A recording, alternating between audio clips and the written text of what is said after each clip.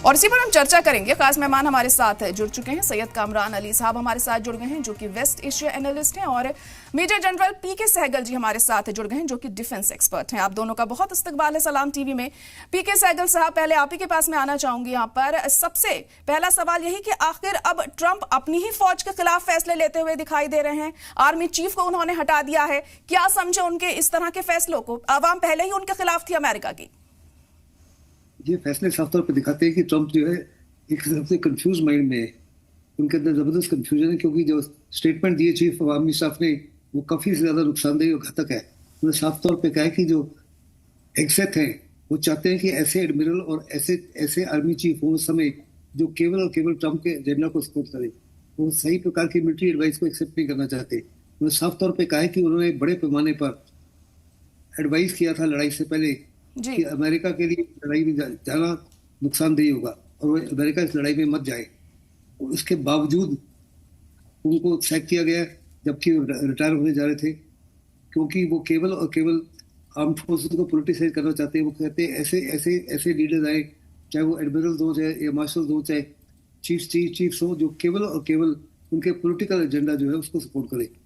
ये chief of army staff ने साफ तौर पर अपना इस्तीफा दिया है और कहा है कि अमेरिकन जो आर्म फोर्सेस है वो कम्प्लीटली अपोलिटिकल रही है, हमेशा उस चीज को ध्यान में रखती है जो देश के फायदे में है, वही एडवाइस देती है जो देश के फायदे में है। लेकिन आज की जो एडमिनिस्ट्रेशन है वो साफ तौर पे ये नहीं चाहती, वो सिर्फ वही चाहती है जो प्रेसिडेंट का एजेंडा है उसको सपोर्ट करने वाले। साथ ही साथ उन्होंने अटॉर्नी जनरल को भी सैक कर दिया और कहा जा रहा है कि वो आज शायद काश पटेल को भी डिसमिस कर देंगे, क्योंकि काश पटेल के साफ तौर पर कहा है कि डोनाल्ड ट्रंप कह रहे हैं कि 90% जो है ईरान की मिसाइल ताकत और उनका ये कामिकाज़े ड्रोन जो है और लॉन्चर्स जो है खत्म हो चुके हैं। उन्होंने कहा उनके पास 50% से ज्यादा लॉन्चर्स, मिसाइल और कामिकाज़े ड्रोन्स आज भी मौजूद हैं और अमेरिका को और इसराइल को इनकी एग्जैक्ट लोकेशन के बारे में कुछ नहीं पता। ऐसे में बड़े जबरदस्त ये कॉन्ट्राडिक्शन है। साफ तौर पर कह रहे हैं ईरान जो अभी भी जो रेजिडुअल ताकत है बहुत जबरदस्त है अमेरिका को नुकसान पहुंचाने के लिए, इसराइल को नुकसान पहुंचाने के लिए, और अमेरिकन के एसेट जो है जीसीसी कंट्रीज में उनको नुकसान पहुंचाने के लिए। ऐसे में कहा जा रहा है कि आज उनको भी डिस्मिस कर दिया जाएगा। तो यानी वास्तव में डोनाल्ड ट्रंप जो है वो ईरान ने पहले बनाया हुआ था एक प्रोजेक्ट जिसका मकसद था कि डोनाल्ड ट्रंप को असैसिनेट किया जाए, लेकिन वो भी कह रहे हैं कि डोनाल्ड ट्रंप तो हमारा सबसे बड़ा एसेट है। अभी ईरान ने अपने लोगों को जो अमेरिका में है उनको आदेश दिए कि किसी भी हालत में किसी प्रकार का कोई नुकसान ना होने दे डोनाल्ड ट्रंप को। उन्होंने कहा कि जो डोनाल्ड ट्रंप हम कई सालों से नहीं कर सके, जो डिस्टेबलाइज अमेरिका को, वास्तव में ट्रंप ने दो साल में कर दिया है। और ये जो 35-37 दिन की लड़ाई हुई है इसके माध्यम से उन्होंने अमेरिका को इतना कमजोर कर दिया है जिसकी हमें उम्मीद भी नहीं थी। हम सपने में भी नहीं सोच सकते थे कि ऐसा प्रेसिडेंट आएगा जो वास्तव में अमेरिका को हर प्रकार से नुकसान पहुंचाएगा। उन्होंने अपने आप को कहा कि हम नेटो से अलग कर लेंगे। उनके पास के कोई एलाइज नहीं है, हर प्रकार से अलग थलग पड़ गए ना। तो उनको लेकिन पीके सहगल जी, जब ट्रंप एकदम अलग थलग पड़ जाएंगे, कोई उनका साथ यहाँ पर नहीं देगा, तो किस तरीके से वो मनमानी करेंगे? जैसे लगातार वो बयानबाजी करते रहे हैं, अपनी चलाते रहे हैं। अगर अलग पड़ गए ट्रंप यहाँ पर, तो आपको लगता है मुमकिन है कि वो अपने हिसाब से चीजें कर सके? मेरे मुताबिक तो pursuit of the operation hereafter is going to be very dangerous and very disastrous. Middle East के लिए भी बहुत नुकसानदेही है, अमेरिका के लिए भी नुकसानदेही है, इसराइल के नुकसानदेही है और पूरी दुनिया के लिए बहुत ही जबरदस्त एक मुसीबत की घड़ी है। क्योंकि हेगसेट केवल और केवल उनकी कोई तजुर्बा नहीं है, उनकी कैपेबिलिटी कोई खास नहीं है। वो केवल एक मेजर थे जिनको डिफेंस सेक्रेटरी बना रखा है और वो अपनी हुकूमत चला रहे हैं, वही करना चाहते हैं जो ट्रंप सुनना चाहते हैं। ऐसे में अगर आपके पास सही प्रकार के एडवाइजर ना हो, फिर उनका जो नेशनल सिक्योरिटी काउंसिल है उसको उन्होंने 70% रिड्यूस कर दिया हुआ है, केवल 30% है। और 30% जो लोग हैं वो वही हैं जो यस मैन है, जो वास्तव में वही एडवाइस दे रहे अमेरिकन प्रेसिडेंट को वो सुनना चाहते हैं। आज अमेरिका के अंदर केवल 7% लोग हैं, इंक्लूडिंग मिलिट्री वाले और सिविल वाले सारे मिला के थे, ओनली 7% लोग हैं जो कह रहे हैं कि अमेरिका को ट्रूप्स ऑन ग्राउंड उतारने चाहिए। 93% लोग कह रहे हैं बिल्कुल इस माफी की अमेरिका गलती ना करे। अगर अमेरिका इस माफी की गलती करता है तो उनकी यकीनन हार तय है। उसके बावजूद भी ट्रंप बार बार कह रहे हैं कि हम तो ग्राउंड इन्वेजन भी कर सकते हैं, 2-3 हफ्ते तक हमला करते रहेंगे, उसके बाद बहुत बड़ा हमला होगा। क्या क्या हमला होगा कोई नहीं जानता। वास्तव में जो ट्रम्प का 19 मिनट का जो भाषण था, it was a contradiction of this ultimate variety. उन्होंने केवल केवल वही बोला जो पहले पहले बोल रहे थे। उन्होंने चार चीजें मुख्य तौर पे बोली। सबसे पहले कि जंग तो है बहुत लाजमी थी, क्योंकि 47 साल से वो कह रहे थे death to America, death to Israel, और फिर न्यूक्लियर हथियार बना रहे थे। जी बिल्कुल। और देखिए जो रिएक्शंस ट्रम्प के सामने आ रहे हैं, इस बात से इनकार नहीं किया जा सकता कि जैसा लग रहा था ट्रम्प को वैसा नहीं हुआ है। ईरान जिस तरह से मुंहतोड़ जवाब दे रहा है, जवाबी कार्रवाई कर रहा है, ट्रम्प ने भी ये नहीं सोचा होगा कि इस तरह से चीजें होंगी। अब खुद ट्रम्प इस लड़ाई से बचना चाह रहे हैं। आपको क्या लगता है उनके रिएक्शन को देखते हुए? देखो, सबसे बड़ा पहला रिएक्शन है जो सेनेट मेजोरिटी लीडर थे, उन्हें साफ तौर पे ट्रम्प की स्पीच को सुनने के बाद में कहा कि ट्रम्प की policies are absolute blunder and disaster for America. और इसी से उनके जो मगा है, जो रिपब्लिकन में, उनमें भी वर्टिकल डिवाइड हो गया है। अब देखो, जो जेडी वांस है, जो वहाँ के वाइस प्रेसिडेंट है, जब से लड़ाई स्टार्ट हुई है तब से लेकर अभी तक उन्होंने एक स्टेटमेंट भी नहीं दी। वो साफ तौर पे इस लड़ाई के खिलाफ थे। फिर जहाँ तक उनकी रिपब्लिकन पार्टी है, रिपब्लिकन पार्टी में भी बहुत बड़े पैमाने पर उनके सपोर्ट हो रहा है। उनको साफ तौर पर नजर आ रहा है कि जो नवंबर में इलेक्शन है, मिड टर्म इलेक्शन में, उसमें अगर उन्होंने साथ दिया ट्रम्प का तो उनकी निश्चित हार है। उनको साफ तौर पे लग रहा है कि नवंबर इलेक्शन में सेनेट में मेजोरिटी और हाउस ऑफ रिप्रेजेंटेटिव्स में मेजोरिटी खत्म हो जाएगी। प्रेसिडेंट डोनाल्ड ट्रम्प प्रेसिडेंट हो जाएंगे और उनका पॉलिटिकल करियर, अगर वो अभी ट्रम्प के साथ है तो उनका पॉलिटिकल करियर हमेशा हमेशा के लिए खत्म हो जाएगा। ऐसे में आपके अपने अवाम आपके खिलाफ है, आपकी अपनी पार्टी आपके खिलाफ है। देखिए उनके लिए दिक्कत आने वाले दिनों में बढ़ सकती है, इस बात से इनकार नहीं किया जा सकता। कामरान साहब भी हमारे साथ जुड़े हुए हैं। कामरान जी, आपसे भी ये जानना चाहेंगे, ट्रंप ने अब ये जो बड़ा फैसला लिया है, आर्मी चीफ ऑफ स्टाफ को हटा दिया है, रिटायर होने का जबरन उन पर दबाव यहाँ पर बनाया गया। इससे पहले भी कई स्टाफ को हटाया गया, ऑफिसर्स को हटाया गया। किस तरह से इस फैसले को देखा जाए और क्या वजह? अवाम पहले ही खिलाफ दिख रही है अमेरिका की उनके। थैंक यू जायरा, मुझे ये अपॉर्चुनिटी देने के लिए। देखिए ज़ाहिर, दो बातें मैं यहाँ पे बहुत क्लियर करना चाहूंगा कि यूएस में जो ये वॉर लड़ी जा रही है, दो डोमेन में या दो तरीके से ऑर्गेनाइजेशन यहाँ काम कर रही है। एक तो आपका व्हाइट हाउस है, दूसरा पेंटागन है। तो व्हाइट हाउस और पेंटागन के बीच अब इस फोर्सफुल फायरिंग के बाद ऐसा लग रहा है सब कुछ ठीक नहीं है। ऐसा लग रहा है कि मिलिट्री, जो पेंटागन जो है जो मिलिट्री को रिप्रेजेंट करता है, और व्हाइट हाउस जो है वो पॉलिटिकल लीडरशिप को रिप्रेजेंट करता है। ऐसा लग रहा है political leadership and military leadership के बीच सब कुछ बहुत ठीक नहीं है। अच्छा, इस वॉर में जाने से पहले हमारे जो chairman of the US chief of joint staff Dan Caine जो थे, उन्होंने भी डोनाल्ड ट्रंप को वार्न किया था कि देखिए हमारे पास इनफ म्यूनिशन नहीं है और we might lack the support from the allied. जो हमारे रीजनल पार्टनर्स हैं उनसे हमें प्रॉपर तरीके से सपोर्ट नहीं मिल सकता है अगर हम ईरान से वॉर के लिए जाएं। तो उस चीज को इग्नोर किया गया। डोनाल्ड ट्रंप के साथ जो कांस्टेंट प्रॉब्लम है, जो एक रिपीटेड उनके साथ प्रॉब्लम देखी जाती है, वो ये है कि वो बहुत ज्यादा एक्सपर्ट लोगों पे यकीन नहीं करते हैं, वो स्ट्रेटेजी बनाने पे यकीन नहीं करते हैं, वो प्लानिंग बनाने पे यकीन नहीं करते हैं। उनको अच्छा लगता है या उनकी ये इंस्टिंक्ट है कि वो खुद ही सारे फैसले लेना चाहते हैं और कोई उनके आसपास कोई करीबी उनके नजदीक होता है जो उस डोमेन में इतना एक्सपर्ट नहीं है, उसकी बात सुन के वो फैसले ले लेते हैं। अच्छा, अब देखिए ये वॉर पूरी लॉन्च हुई ईरान के ऊपर। इस वॉर में पहली बात तो यह है कि यूएस का कोई पर्टिकुलर ऑब्जेक्टिव नहीं है कि आपको इस वॉर से क्या हासिल करना है। पहली बात उन्होंने कही कि हमें रिजीम चेंज करना है। रिजीम तो आप ऐसे चेंज कर नहीं सकते हैं कि आप एयर पावर के जरिए, हवाई हमलों के जरिए हमले कर करके वहां पे रिजीम चेंज कर देंगे। आपको उसके लिए ग्राउंड ट्रूप्स उतारने पड़ेंगे। ग्राउंड ट्रूप्स उतारना इतना आसान नहीं। अगर ग्राउंड ट्रूप्स वहां उतरते हैं तो वहां बहुत ज्यादा ह्यूमन कैजुअलिटी हो सकती है, बहुत ज्यादा यूएस ट्रूप्स मर सकते हैं और उसका अमेरिकन डोमेस्टिक पॉलिटिक्स पे ट्रम्प के ऊपर बहुत बुरा असर पड़ सकता है। तो इसके पीछे जो एक्सपर्ट मान रहे हैं वो मान रहे हैं कि यूएस ट्रूप्स ईरान के अंदर बहुत आसानी से नहीं उतारेगा। मतलब it might be the last option for the US. जी जी। अच्छा, उसके बाद जो दूसरी बात है वो ये है कि आपने कहा कि भाई हम उनके न्यूक्लियर प्रोग्राम को, न्यूक्लियर इंफ्रास्ट्रक्चर को खत्म करना चाहते हैं। अच्छा, आपने जो जून में जो वॉर स्टार्ट करी थी तब आपने कहा था कि हमने ईरान का जो न्यूक्लियर इंफ्रास्ट्रक्चर है, न्यूक्लियर प्रोग्राम को पूरी तरीके से तबाह कर दिया है। तो अब आपने ये वॉर क्यों लॉन्च करी है?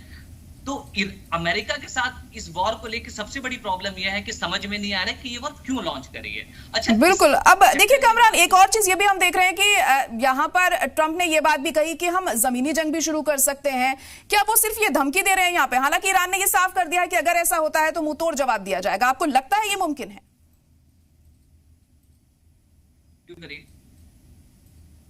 जी कामरान साहब, सुन पा रहे हैं? लग रहा है फिलहाल अभी राब्ता नहीं हो पा रहा है। पीके सहगल जी, आपको क्या लगता है, क्या जमीनी जंग हो सकती है? ट्रंप इससे पहले धमकी देते रहे हैं, अब ईरान ने भी ये साफ करा है कि अगर जमीनी जंग की शुरुआत होती है तो हम मुंहतोड़ जवाब देंगे। लेकिन जो मौजूदा हालात हैं उसके मद्देनजर आपको ये चीज मुमकिन लगती है? मुझे नहीं लगता कि किसी भी हालत में अमेरिका की गलती करेगा ट्रुप्स को ग्राउंड में उतारने के लिए। ट्रंप कैसे एक तरह से साइकोलॉजिकल प्रेशर बना रहे हैं। उनको साफ तौर पर नजर आता है कि जो 5 लाख ऑलमोस्ट 5 लाख से ज्यादा ट्रुप्स थे उनके इराक के अंदर, अफगानिस्तान के अंदर भी, वियतनाम के अंदर भी, उसके बावजूद उनकी हार हुई। और वही 5,000 या 10,000 मरीन्स को उतारेंगे तो 100% वो वाइप आउट हो जाएंगे। Hundreds of body bags will fly back every day और अमेरिका की पब्लिक उसको किसी प्रकार से एक्सेप्ट नहीं करेगी। और ट्रंप भी साफ तौर पर जानते हैं, उनके एडवाइजर भी साफ तौर पर जानते हैं, एक्सेप्ट भी जानते हैं, रूबियो भी जानते हैं। इसके बावजूद अगर ट्रंप इस माफी की गलती करते हैं तो सबसे बड़ी हिस्टोरिकल मिस्टेक होगी और मुझे नहीं लगता वो इस माफी की मिस्टेक उनको करने दी जाएगी। ये केवल और केवल धमकी है कि हम ग्राउंड इन्वेजन करेंगे, हम घर को कैप्चर कर लेंगे। कोई भी मिलिट्री कमांडर होता है वो अपनी स्ट्रेटेजी या अपनी टैक्टिक्स का जिक्र नहीं करता। ट्रंप ने तो साफ तौर पे कह दिया हम खर्द आइलैंड को कैप्चर कर लेंगे। उसको इतना सिक्योर कर लिया और इतनी ज्यादा उसके ऊपर हंड्रेड्स ऑफ मिसाइल्स और कैमल ड्रोन्स उसके ऊपर तैनात हैं कि वास्तव में अमेरिकन जब आएंगे तो दिल भी कंप्लीटली वाइप्ड आउट, एक भी नहीं सर्वाइव करेगा। और ईरान ने तो साफ तौर पे कह दिया कि हम तो आपके लिए इंतजार कर रहे हैं, आइए जरा ग्राउंड ऑपरेशन करके जरा देखिए। जहाँ तक इसराइल का ताल्लुक है, इसराइल 2000 किलोमीटर दूर है और इसराइल के पास कोई साधन नहीं है ग्राउंड इन्वेजन करने के लिए। जहाँ तक अमेरिका का ताल्लुक है, अमेरिका भी या तो पाकिस्तान के माध्यम से कर सकता है या कर सकता है इराक के माध्यम से या कुवैत के माध्यम से, इसके अलावा उसका कोई तरीका नहीं है। और ईरान का जो टेरेन है या तो माउंटेनस टेरेन है या डेजर्ट टेरेन है, दोनों टेरेन जो है दुनिया में मुश्किलें हॉर्रेंडस है। और ईरान जो है बहुत बड़ा देश है, उतना ही बड़ा है जितना हिंदुस्तान है। ऐसे में 10,000 ट्रुप्स के माध्यम से या 50,000 ट्रुप्स के माध्यम से ऐसे देश के अंदर कुछ भी हासिल नहीं किया जा सकता। और ये अमेरिका को साफ तौर पर पता होना चाहिए और वो ऐसे मिलिट्री कमांडर्स को लगाना चाहते हैं जो वास्तव में ट्रंप के एजेंडा को प्रमोट करें। लेकिन मुझे नहीं लगता कोई भी मिलिट्री कमांडर एनीबॉडी इन सेंसेस एडवाइस करेगा उनको कि किसी प्रकार की ग्राउंड इन्वेजन करें। और ये केवल और देखिए ये भी अब ट्रंप खुद ही अपनी ही फौज के खिलाफ यहाँ पर एक्शन ले रहे हैं। अपने आर्मी चीफ ऑफ स्टाफ को हटाया उन्होंने और ऑफिसर्स को भी हटाया, तो दूसरी तरफ वो जमीनी जंग की बात कर रहे हैं। कामरान साहब, आप इसे किस तरह से देख रहे हैं? ज़ाहिरा मेरी आवाज अब आपको आ रही है? जी जी, आवाज आ रही है, कहिए। देखिए, जो सर ने बात कही मैं उससे बहुत हद तक एग्री करता हूँ। ग्राउंड ट्रूप्स भेजना तो पहली बात है बहुत बड़ी बेवकूफी होगा अमेरिका की तरफ से। और दूसरी बात यह है कि ईरान का जो टेरेन है या फिर ईरान की जो लैंडस्केप है वो बहुत वास्ट है। It's not very like small sort of a country, बहुत बड़ी कंट्री है। आप वहां ट्रूप्स भेजेंगे तो किस किस जगह भेज सकते हैं, कितने ट्रूप्स भेजना पड़ेगा, लाइक आपको 1000 में ट्रूप्स भेजना पड़ेगा। और अमेरिका के पास क्या इतने ट्रूप्स है भी? और क्या अमेरिका तैयार भी है इतना सहन करने के लिए, इतना इंड्योर करने के लिए, इतने ह्यूमन कैजुअलिटी झेलने के लिए? अच्छा, डेमोक्रेटिक सोसाइटी के साथ जो सबसे अच्छी बात है, अच्छी बात कह लिए या फिर चैलेंज के लिए पॉलिटिकल लीडरशिप के लिए, कि अगर वहां पे लोगों के साथ बहुत कुछ खराब होता है तो हम बहुत मास लेवल पे प्रोटेस्ट देखने लगते हैं। तो अमेरिका के साथ भी इसके चांसेस भरपूर हैं कि अगर बहुत ज्यादा ह्यूमन कैजुअलिटी आपको देखने को मिले या फिर अमेरिका की डिफेंस एसेट का हम नुकसान देखें बहुत भारी मात्रा में इस वॉर से, तो अमेरिका में जो प्रोटेस्ट का जो अभी लेवल है वो प्रोटेस्ट का लेवल अभी बहुत छोटा है, वो बहुत मास लेवल पे जा सकता है। लाइक हमने जिस टाइम जैसे हमने वियतनाम वॉर में देखा था कि किस तरीके से डोमेस्टिक पॉपुलेशन ने प्रोटेस्ट करके यूएस गवर्नमेंट के ऊपर ह्यूज मैसिव प्रेशर बिल्डअप किया, उसी वजह से यूएस को वियतनाम वॉर से विड्रॉ करना पड़ा।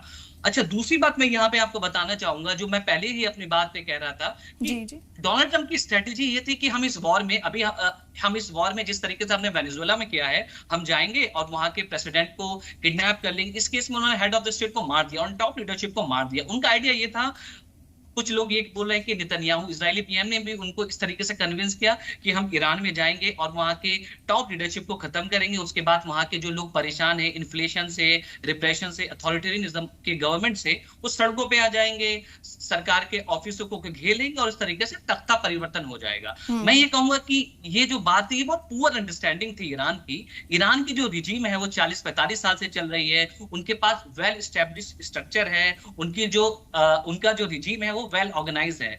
आप उनके एक लीडर को मार दो, उनका दूसरा लीडर तैयार है, तीसरे को मार दो, चौथा तैयार है। तो ईरान की जो रिजीम है उसने अपने आप को इतने अच्छे तरीके से ऑर्गेनाइज कर रखा है, इतने अच्छे तरीके से स्टैब्लिश कर रखा है कि डिकैपिटेशन या पॉलिटिकल लीडरशिप को मार देने से उसके ऊपर कोई असर नहीं पड़ने वाला था। और अब हम जितना देख रहे हैं कि इतना कुछ करने के बाद भी आप देखिए कि अभी तक ईरान इजराइल पे लगातार बैलिस्टिक मिसाइल मार रहा है, या जीसीसी कंट्रीज पे लगातार जीसीसी कंट्रीज में अमेरिकन बेसिस पे या फिर ऑयल इंफ्रास्ट्रक्चर पे लगातार मिसाइल मार रहा है। उसके बाद ये है कि उसका मतलब ये है कि जितने भी डिकैपिटेशन हुआ है या पॉलिटिकल लीडरशिप की किलिंग हुई है, उसका बहुत खास असर नहीं पड़ता हुआ दिख रहा है ईरान के ऊपर। अच्छा, दूसरी प्रॉब्लम ये है इस वॉर से जो समझ में आ रही है, अमेरिका का आइडिया ये था कि हम डिकैपिटेशन करके लीडरशिप को मार के वहां पे सत्ता परिवर्तन कर देंगे या कुछ चेंज ले आएंगे, जैसा हमने वेनेजुएला में किया। वहां सत्ता परिवर्तन नहीं हुआ, लेकिन वहां आपने निकोलस मादुरो के डिप्टी को या उनसे सबऑर्डिनेट को आपने सत्ता की चाबी दे दी। तो यहाँ पे भी यही आइडिया था कि हो सकता है कि रिजीम में से कोई डिफेक्शन हो जाए, कोई बंदा आ जाए, तैयार हो जाए ईरान को लीड करने के लिए।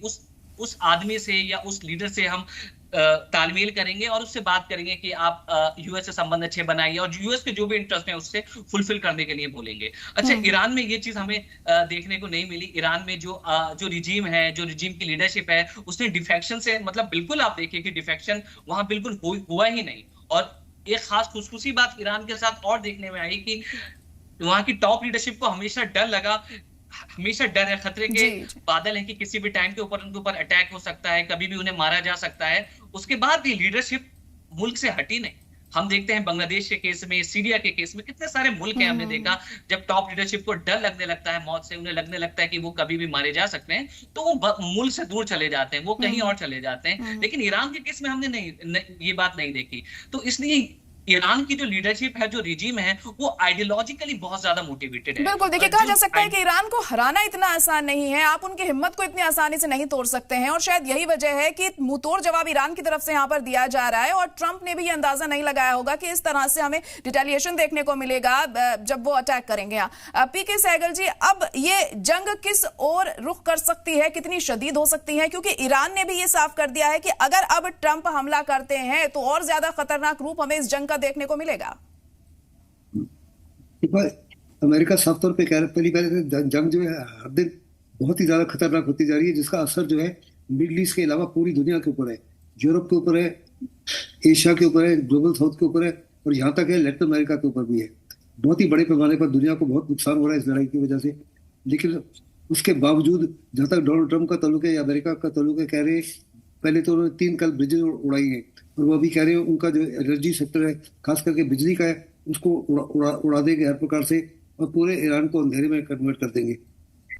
तो ईरान ने साफ तौर पर कहा कि अगर आपने इस माफी की कार्रवाई की तो मिडिल ईस्ट में जितने भी जीसीसी कंट्रीज है उनमें कंप्लीट एनर्जी को बर्बाद कर देंगे, हो सके तो हम उनके डिसलाइजेशन प्लांट भी बर्बाद कर देंगे।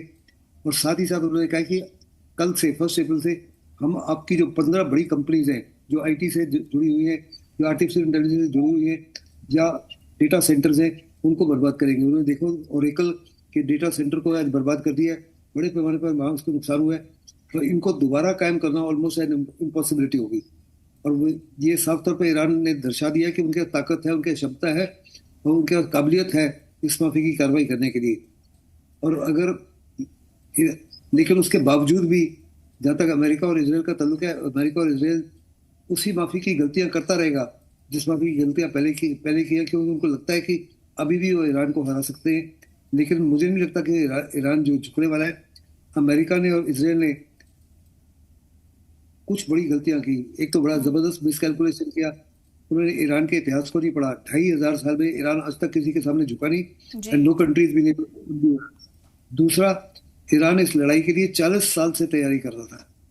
उनको लगता था कि 28 फरवरी को जो उन्होंने बड़े लीडर्स को मार दिया, IRGC के कमांडर को मार दिया, खमेनी को मार दिया, चीफ ऑफ आर्मी स्टाफ को मार दिया, चीफ ऑफ डिफेंस स्टाफ को मार दिया, इंटेलिजेंस चीफ को मार दिया, नेवल चीफ को मार दिया, उनसे पहले 12 जून में उनके न्यूक्लियर साइंटिस्ट को मार दिया, वहाँ कन्फ्यूजन हो जाएगा, क्या हो जाएगा।